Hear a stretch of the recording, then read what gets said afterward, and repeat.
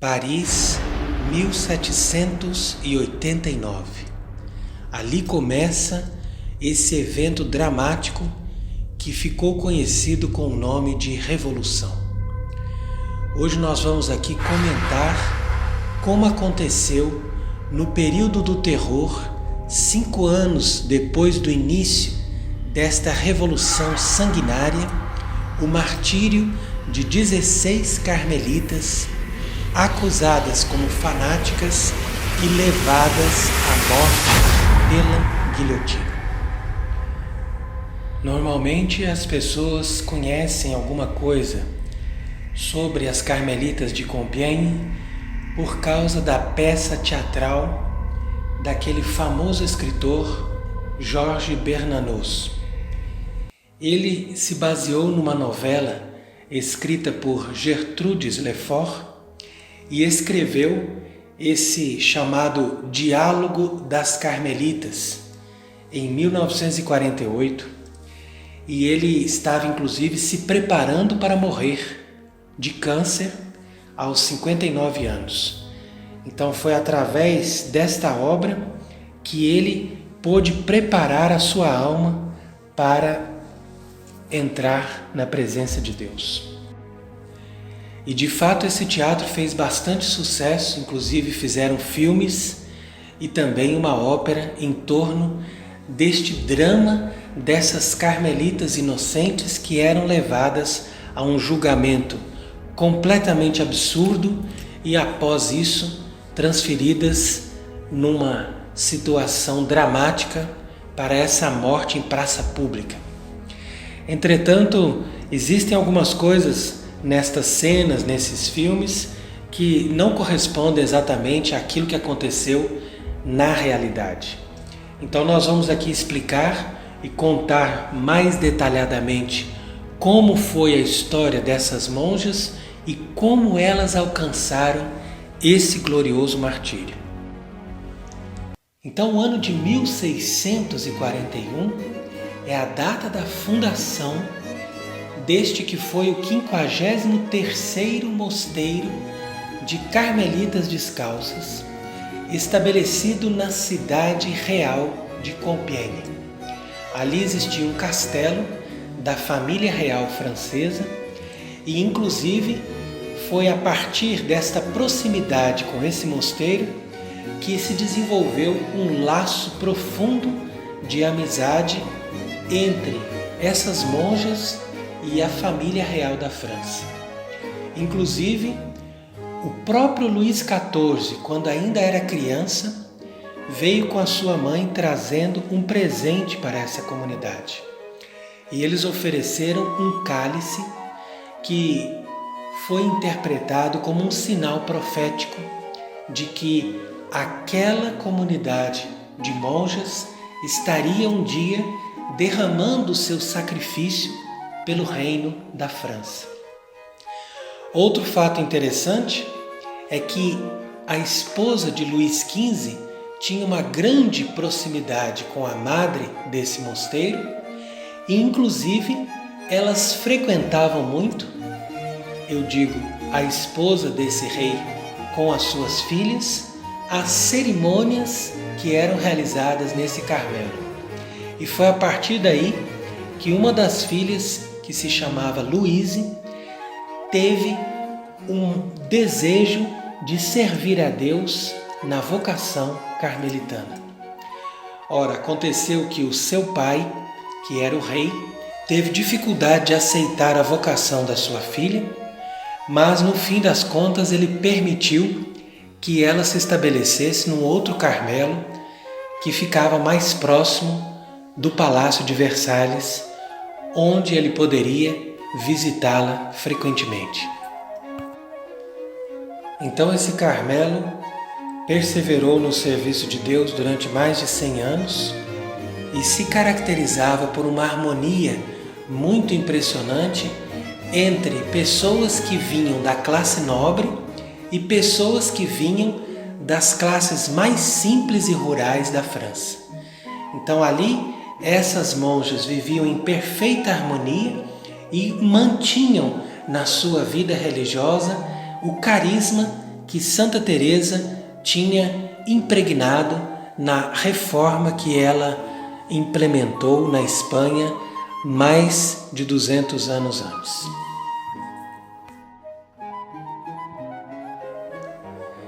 Então esta casa religiosa, como outras centenas de casas religiosas e mosteiros, vivia em paz e prosperava na França com uma vida profundamente devota e regular. Até que, no contexto dessa revolução, em fevereiro de 1790, a Assembleia Nacional decide a supressão dos mosteiros e proíbe os votos religiosos.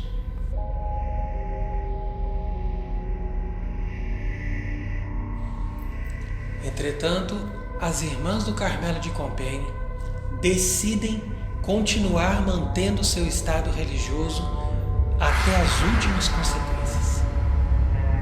E elas têm ainda a possibilidade de continuar por algum tempo vivendo no seu mosteiro.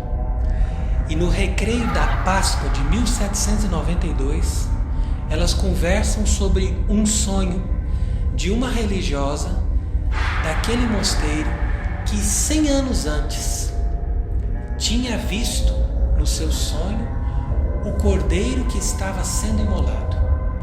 E toda a comunidade estava em fila, seguindo esse cordeiro para a morte. Impressionadas com esse sonho, as irmãs resolvem compor um ato de oferenda. E a priora convida todas as irmãs a rezarem a partir daquele dia esse ato de oferenda, que elas vão renovar todos os dias depois da missa durante 2 anos. Em 14 de setembro do mesmo ano, elas são expulsas do próprio mosteiro. E o Comitê Revolucionário começa a tomar as propriedades da igreja. Então, justamente nesse dia que nós festejamos a festa da Santa Cruz, que é tão importante no Carmelo, elas então são obrigadas a deixar a sua casa, elas são obrigadas a tirar o hábito, elas são obrigadas a viver como leigas. Então, quer dizer, uma situação terrível, humilhante, dolorosa, mas elas continuam firmes, carregando a cruz e seguindo Cristo nesse caminho do Calvário. A situação começa a se agravar e em janeiro de 1793, o próprio rei Luís XVI é morto na guilhotina. Naquele tempo, elas se refugiavam em 3 casas contíguas que ficavam perto da paróquia local de Compiègne. Agora nós podemos nos perguntar como elas suportaram tudo isso. Como elas venceram todas essas pressões da sociedade, toda essa confusão, todo esse terror, todo esse clima, essa atmosfera pesada, tendo que viver sem o hábito religioso, tendo que viver fora da sua casa, do seu mosteiro, da sua vida normal, da sua regra. Então, realmente elas tinham uma virtude, uma força, uma perseverança impressionante. De fato, nós podemos dizer que elas eram verdadeiras religiosas. O que eu quero dizer com isso? Que elas tinham um espírito, uma força, uma virtude para ver as coisas numa perspectiva sobrenatural. Isso que falta nos religiosos hoje em dia. Porque nós percebemos que muitas vezes as pessoas ficam preocupadas com as coisas materiais, preocupadas com a saúde, preocupadas com questões terrenas, quando na verdade o objetivo da vida religiosa é a santificação, a morte, a vida eterna. Então elas tinham essa visão sobrenatural, elas observavam a regra, elas viviam a abstinência e as austeridades daquela vida, elas eram verdadeiras carmelitas. Os testemunhos da época dizem que elas eram pessoas que tinham uma virtude impressionante. E aqui nós vemos que essas monjas, muito bem formadas, elas compreendiam quase que instintivamente que a vida religiosa e principalmente a vida carmelitana é uma vida por essência contra-revolucionária. Ou seja, ela vai na raiz da nossa revolução, que é o pecado original.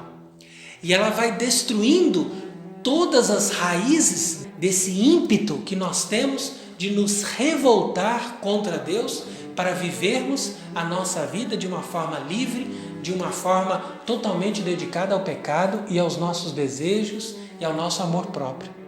Entretanto, essas monjas estavam totalmente impregnadas do espírito teresiano, quer dizer, aquele espírito corajoso que Santa Teresa teve para se levantar contra a reforma protestante e impregnar novamente a igreja daquele odor de perfume que preencheu toda a casa, como nós lemos no Evangelho, através da oferta do perfume de Maria Madalena, que acontece também de uma forma mística na vida dessas monjas que imolam suas vidas, que derramam suas vidas por amor a Cristo, por amor à igreja.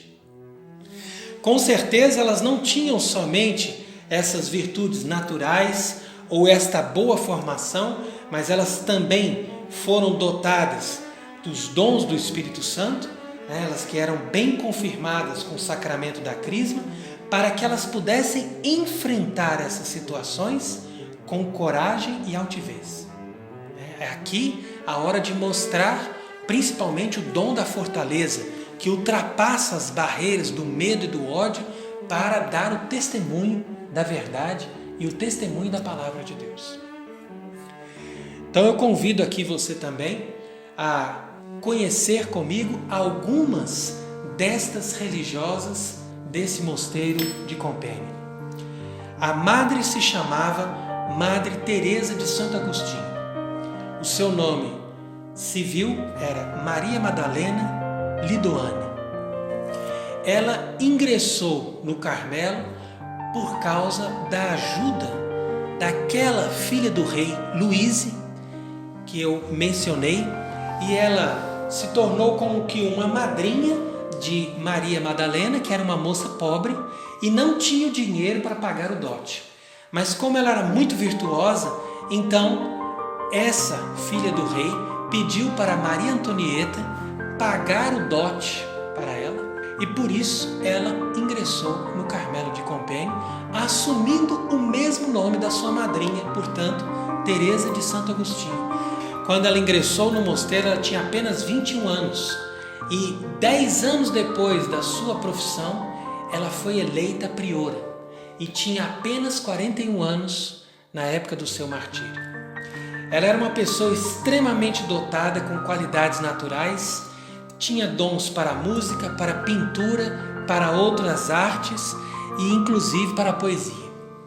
E uma dessas poesias que ela escreveu tem uma certa atmosfera de Santa Teresa de Jesus, e ela vai dizendo: meu Jesus amado, desfaleço por teu amor, a morte é minha esperança, porque morro de não poder morrer. Venha, Senhor, livra-me desta vida, acata meu desejo, quebra estas cadeias. Então, por esta poesia, nós podemos ver como seu coração era inflamado desse desejo de Deus, desse amor incondicional e mesmo desta intuição que ela tinha de que ela ofereceria a sua vida num sacrifício perfeito através do seu martírio. Irmã Charlotte da Ressurreição. No mundo se chamava Ana Maria Touré. Ela era uma moça que amava a dança e a vida mundana, mas um evento trágico na sua vida a levou para o mosteiro aos 21 anos e tinha 74 anos na época do seu martírio. Falemos também da irmã Maria Henrietta da Providência. Ela se chamava Maria Pelras. Essa moça era de uma família numerosa e ela tinha entre os seus irmãos 3 que eram padres e 5 irmãs eram freiras de outras comunidades. Então, ela, a princípio, ingressou na congregação dessas irmãs de vida ativa aos 16 anos, mas ela ficou com medo de se perder por causa de sua beleza que chamava muita atenção. Então, ela faz a opção de entrar no Carmelo aos 25 anos, ou seja, deixar aquela ordem onde ela vivia para ingressar no mosteiro com uma vida de mais clausura, de mais escondimento, para se preservar por causa da sua beleza. Então você perceba, né, o pensamento sobrenatural que essas pessoas tinham. Cada uma delas, é bonito você ver que cada uma delas tem uma história e tem aquela busca sincera de Deus. Essa irmã, por exemplo, estava com 29 anos apenas no momento do seu martírio. E a mais nova delas era a irmã Constância, que se chamava no mundo Maria Genoveva. Ela tinha apenas 25 anos no momento do seu martírio. E foi ela que primeiro veio até o cadafalso para oferecer a sua vida por Cristo. Então, quando ela estava diante do tribunal, essa irmã deu um testemunho impressionante dizendo: olha, eu estou aqui sem o consentimento dos meus pais. Eles fizeram tudo para me fazer desistir de eu estar aqui. Mas nada vai me separar, nem a morte vai me separar das minhas madres e das minhas irmãs. Então é interessante aqui também essa visão sobrenatural, porque normalmente nós somos apegados à família, né? A gente tem que estar junto da família, mas essa irmã Constância, ela percebeu que a família dela era no nível sobrenatural, portanto, a comunidade das irmãs que ela pertencia. Então, nós agora passamos a fazer a narração de como foi a prisão, o julgamento e a morte das carmelitas de Compiègne. Aos 24 de junho de 1794, portanto, elas já estavam quase 2 anos vivendo nessas casas, já não podiam mais usar o hábito, estavam vivendo uma vida praticamente escondida, né, porque elas eram consideradas fora da lei. E aí o comitê revolucionário daquela cidade decide prendê-las. Isso foi no dia de São João Batista. E aqui eu passo a ler a ata da acusação. Eles começam dizendo assim: quanto às ex-religiosas carmelitas, é interessante eles dizerem ex-religiosas, quer dizer, porque elas não eram mais religiosas segundo eles. É interessante essa maneira de dizer ex-religiosos, porque eles têm um ódio tão grande à vida religiosa que eles não podiam ver nelas verdadeiras religiosas. Afinal de contas, eles tinham proibido também a vida religiosa. E é interessante que elas, mesmo vestidas de roupas civis, estavam ali como verdadeiras religiosas. Mas aquele ódio, aquele espírito mundano queria chamá-las de ex-religiosas. Então, eles colocavam assim já de uma forma humilhante, né, mostrando que elas já não tinham mais o direito de se chamar monjas religiosas ou carmelitas. E começa a chamá-las pelos nomes civis: Lidoane, Touré, Brade, Dufour e todos os outros. E todas aquelas que são acusadas de formar conciliábulos contra-revolucionários e de conspirar contra a República. Imagina, elas eram acusadas de conspirar contra a República. Continua a ata. Uma numerosa correspondência entre elas demonstra que não cessaram de maquinar contra a Revolução. É claro, né? Elas tinham coragem, elas tinham força para isso, elas não iam parar de maquinar contra a Revolução. E continua a ata. foram encontrados também papéis com o sinal do coração, símbolo de adesão ao movimento da Vandéia. Então, para quem não conhece, o movimento da Vandéia, aquele movimento contra-revolucionário que se levantou, né, foi realmente algo impressionante. Um dia nós vamos fazer também uma conferência sobre isso, mas eles usavam esse símbolo, né, do coração de Jesus para mostrar que eles eram adeptos dessa monarquia e desse reino católico da França e, portanto, estavam contrários ao movimento revolucionário. Então, nas cartas das monjas também tinha o sinal desse coração de Jesus. Então, por isso que elas eram acusadas de aderir ao movimento da Vandéia e também encontraram a carteira de um padre estrangeiro datada de 1793, portanto um ano antes, né, provando que elas tinham contato com os inimigos exteriores da França. Então, eles sempre usam esse termo, né, inimigos do povo, inimigos da França, inimigos da República, como se eles encarnassem a França, a República, o povo, quando na verdade eles não passavam de terroristas, pessoas que estavam fazendo uma revolução em cima de uma civilização que já tinha mais de 1 milênio de cristianismo. Então você imagina a ousadia desses homens de instalar aquele novo regime e no dia seguinte dizerem que as pessoas que aderiam ao cristianismo, ao catolicismo, eram inimigos da França. E diz ainda, também num dos seus cadernos se lê que a águia vingativa avance contra os inimigos e que a oliveira renasça sobre as cinzas de nossos tiranos. Que esta águia apareça sobre os céus cinzentos para derramar a salvação sobre a terra que Satã arrasou. Que em seu aspecto doce e terrível eu veja tremer os orgulhosos e a França seja pacificada e o seu rei seja livre e o seu povo seja novamente feliz.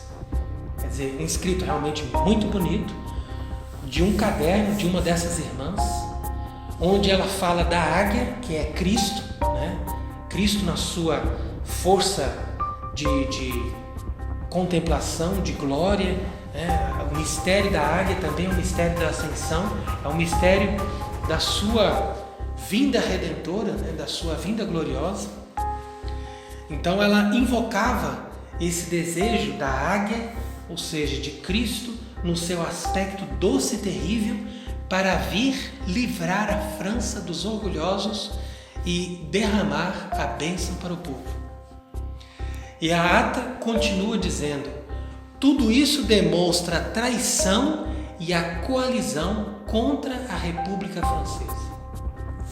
Enfim, todas estas ex-religiosas, desconhecendo a soberania nacional e o império das leis, se recusam a prestar o juramento que a sociedade civil lhes obriga e a se submeter ao Estado que lhes oferece os meios de subsistência. Então aqui você veja também essa coisa do Estado fornecer os meios de subsistência, né? Colocar as pessoas cada vez mais pobres e depois dar para as pessoas aquela merenda, né? Aquela Bolsa Família, aquela coisa para dar um sustento e dizer: olha, você depende de mim, você tem que estar de acordo comigo. Então isso é muito próprio desses métodos revolucionários, né? De fazer as pessoas ficarem pobres e depois dar para elas todos os meios de subsistência para elas dependerem do Estado. E continua: elas não passam de rebeldes e de sediciosas que nutrem em seus corações uma esperança criminosa de ver o povo francês ser devolvido à escravidão de padres sanguinários e de impostores e de ver a nossa liberdade ser afogada no mar de sangue que elas planejam derramar pelas suas infames maquinações em nome do céu. Então, realmente é um texto bem eloquente, né, para motivar as pessoas em nome desse espírito de revolução e levar essas inocentes monjas à morte criminosa. Então o tribunal condena essas mencionadas mulheres acusadas de fanatismo conforme os artigos 4, 5 e 7 da lei. E a pena é de morte. E esse julgamento seja executado em 24 horas. Veja aí que coisa tremenda, terrível que foi esse julgamento dessas monjas que se mantiveram firmes até o fim no meio de todas essas humilhações e de todos esses constrangimentos. Esse tribunal revolucionário, que era instituído para punir os inimigos do povo, foi uma verdadeira catástrofe. E eles, nesse mês de julho de 1794, eles tinham uma média em torno de 25 pessoas a 80 pessoas por dia que eles levavam à morte.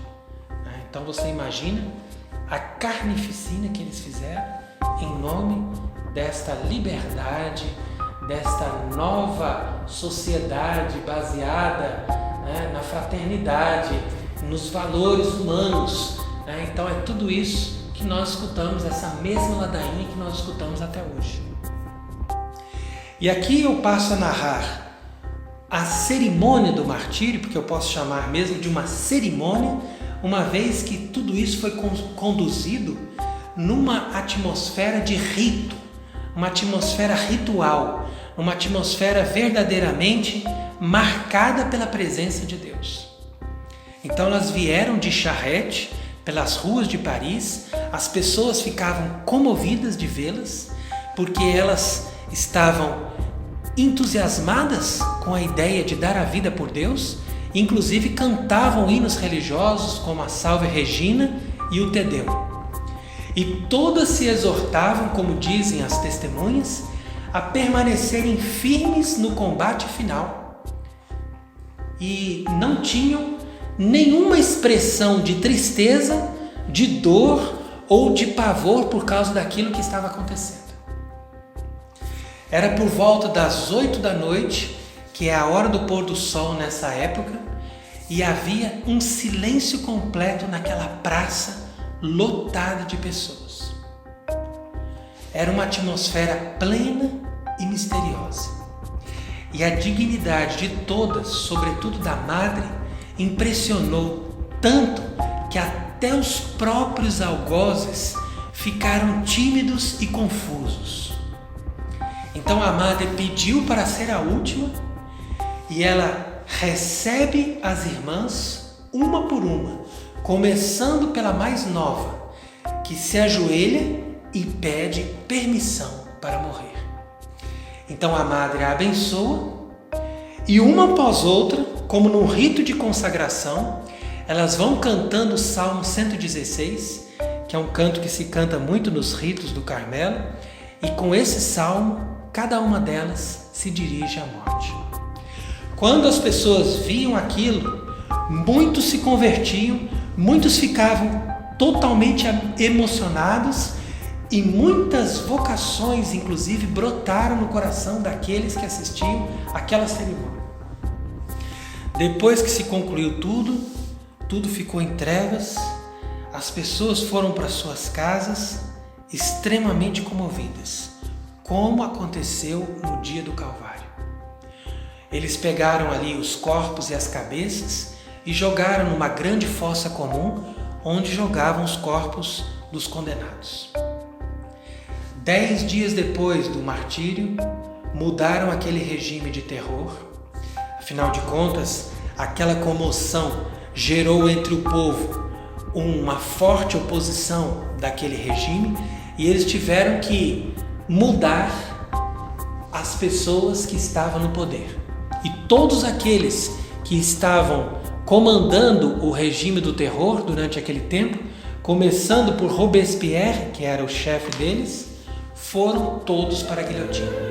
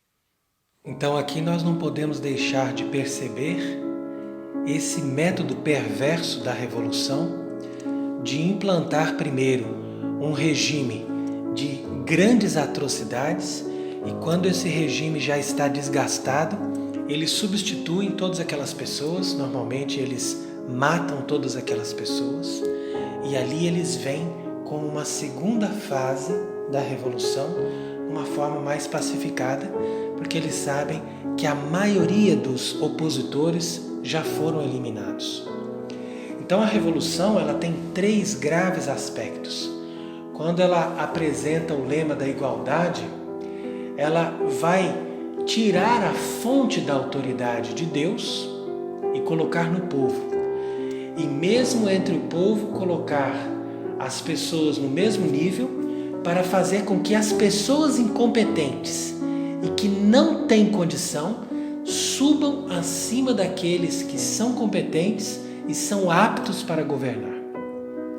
Então é a inversão dos valores. Na verdade, a igualdade aqui não é uma igualdade positiva de dar mesma dignidade para os seres humanos, mas é uma igualdade de inverter as classes e colocar aqueles que estão abaixo, que não têm a mesma capacidade, acima daqueles que teriam muito mais capacidade para dirigir e para determinar os destinos de uma nação. Em segundo lugar, ela vai propor o lema da fraternidade com o objetivo de tornar a vida humana completa nesse mundo, sendo que nós sabemos, pela revelação de Deus, que o objetivo da nossa vida não é ser feliz na terra e se realizar numa situação terrena, mas projetar a nossa vida para a felicidade do céu. Então essa fraternidade é proposta no sentido de manter as pessoas numa verdadeira harmonia e felicidade terrena, coisa que não é possível. E depois propõe também o lema da liberdade, quando vai dizer que nós podemos ter uma lei independente da lei de Deus. E nós também entendemos pela Bíblia que se o ser humano não se submete à lei de Deus, ele necessariamente vai cair na escravidão pela tirania. Então esse é o castigo que nós estamos vivendo hoje por termos aderido a essa falsa liberdade que nos conduz à escravidão de Satanás e à escravidão desses tiranos que nos governam e que fazem o que eles querem. Então veja que a revolução começou no início do mundo sendo proposta pelo próprio Lúcifer, que veio em forma de serpente e disse para Eva: sereis como deuses.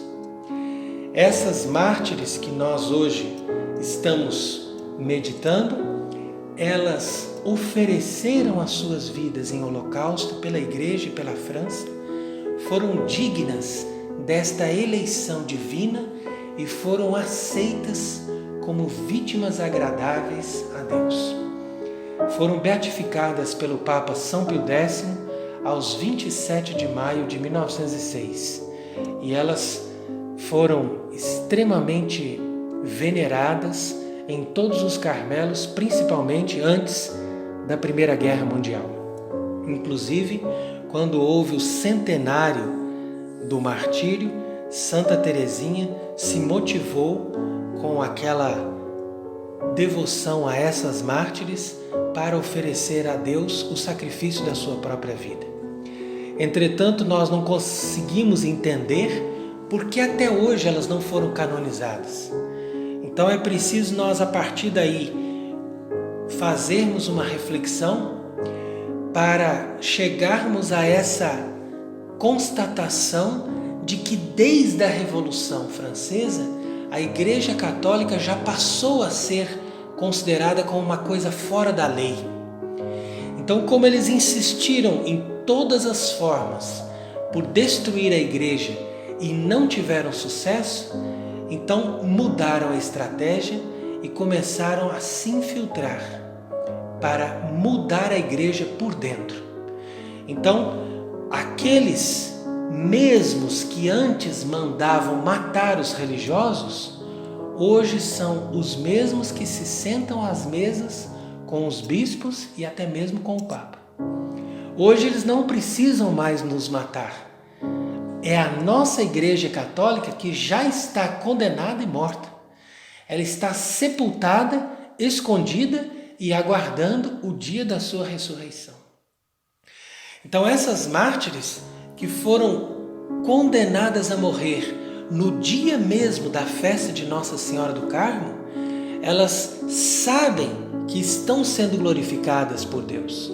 Elas vão para a guilhotina cantando o Te Deum, vitoriosas, seguindo o Cordeiro que elas creem que venceu a morte e o inferno.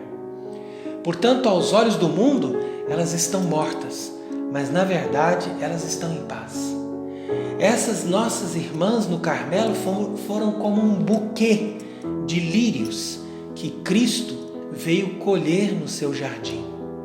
São como as rosas vermelhas que adornam como rubis a coroa do Cristo Rei. Portanto, não são elas as coitadinhas que morreram, que foram trucidadas, porque eram jovens, eram moças bonitas, podiam viver muitos anos. Não, somos nós que somos condenados por viver numa geração que se esqueceu de Deus, que não pensa mais na vida sobrenatural, que só coloca a sua esperança nas coisas terrenas. São essas moças do nosso dia, dos nossos tempos, que estão condenadas a viver eternamente no fogo do inferno por apostatarem da fé e deixarem aquela felicidade eterna por uma felicidade provisória, buscando os prazeres desta vida terrena.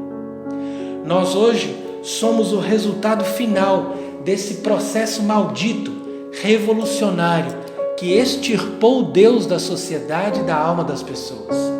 E a nossa responsabilidade é grande, porque nós temos que aprender com a vida desses santos e testemunhar a nossa fé e fortalecer os outros. Do contrário, é Deus mesmo que vai nos cobrar no dia do nosso julgamento. Portanto, que a morte heróica dessas nossas sublimes irmãs nos encoraje a perseverar no combate contra o poder do anticristo que hoje toma conta desse nosso mundo. E que Deus seja glorificado e louvado para sempre. Amém.